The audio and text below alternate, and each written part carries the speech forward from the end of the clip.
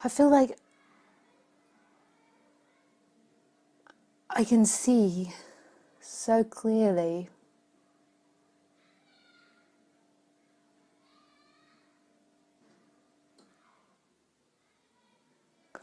how the thought structures are created, the feelings are created, and then this person claims that to be someone.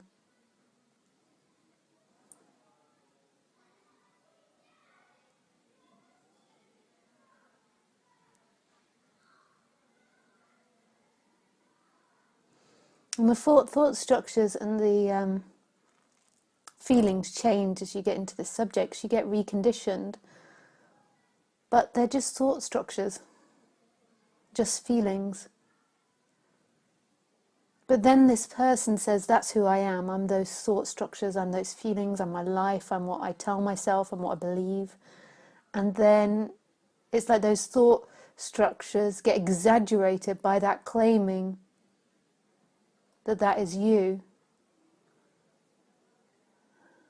And they go into hiding. So you form a thought structure. So thought structure around something is formed, and then the personal energy claims that and is ashamed of it, doesn't like it, so it hides that, it pushes it down, and is only acting from that thought structure unconsciously. So say if it's a jealous child, say it's like the first child that's born out of like 3 other children, so it's the oldest, and I always think that oldest children are the ones that seem the most jealous. Sorry, the younger kids have kind of surrendered a lot more to his or her toys because the older sibling is stronger and more powerful and can take the toys a lot easier.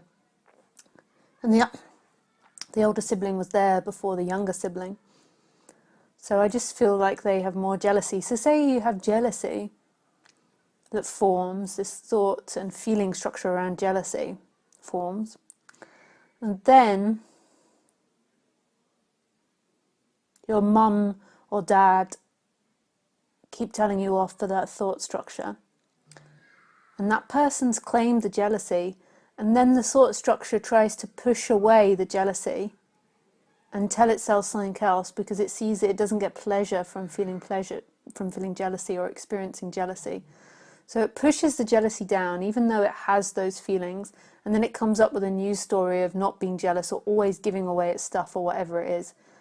And this entity is claiming all that. And then you kind of get this entity that's jealous, but doesn't want to admit it. So on the surface, it looks like it's generous and giving.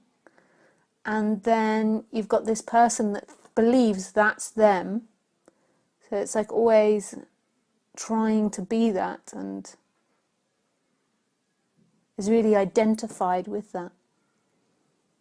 that nice person or that good person. So the thought structure is always telling the story and repeating when it's nice and when it's good. So its world is all about goodness and being good and not being jealous and sharing and giving and not saying mine too much, but underneath it wants to. So it kind of gets into disharmony. And we've all met those people that like come across as if they're really generous, but then and always telling you how generous they are, and then when it comes down to it, they're not really that generous, and in fact they're really very stingy and tight.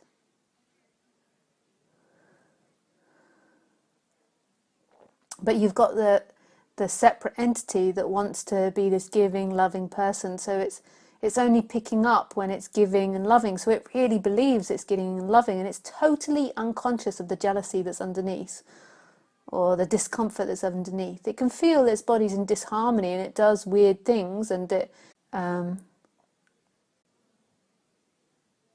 others being stingy. On the surface level, it's picking up that it's always generous and it's always giving, and then it's telling that other people aren't giving and aren't generous. So it's built up this dilemma, and it's always seeing people that are stingy and not jealous and always not generous, and then always seeing itself as giving and generous. So that's what it believes to be true, and then this identity is formed out of that. Like that can become a key characteristic of that separate entity. And actually, that two-layer structure where underneath you're deeply jealous and want everything to be yours, and then on the surface you're always very giving, that most probably actually could still be there after awakening. But it's just there'll be no energy in it, and you won't be repeating the story of who you are all the time. It's just that drama might be played out. But there's a good chance that when awakening, you'll see through that illusion of the generosity. So what happened with me while awakening was there's a lot of examination of these structures, and I was just becoming more myself, so more what I was like when I was a child. But I'm still sure there's still structures in play that I'm not aware of. It's like infinite structures that you push away some things because that's what you've been trained, and you think certain things. But I don't believe anything's true anymore, so I don't believe any thought or feeling's true. Whereas people that are telling themselves they're always generous and other people are stingy, they really believe that's a reality. And they're not open to the idea that it might not be true, and they're really attached to that. It's so important for them because in being generous, they believe freedom is in that. So therefore it becomes really important, because when you're separate, everything, all pleasures are about either freedom or not freedom, so they just become really exaggerated. And there's just too much importance in everything. When it's not freedom, it's like brings up fear akin with death. When you believe it is freedom, it's like falling in love with something. It's like this polarity that we're always struggling between. But they're not true. They're not true. So I can have structures that come up, but there's no energy that believes there'll be any freedom in them.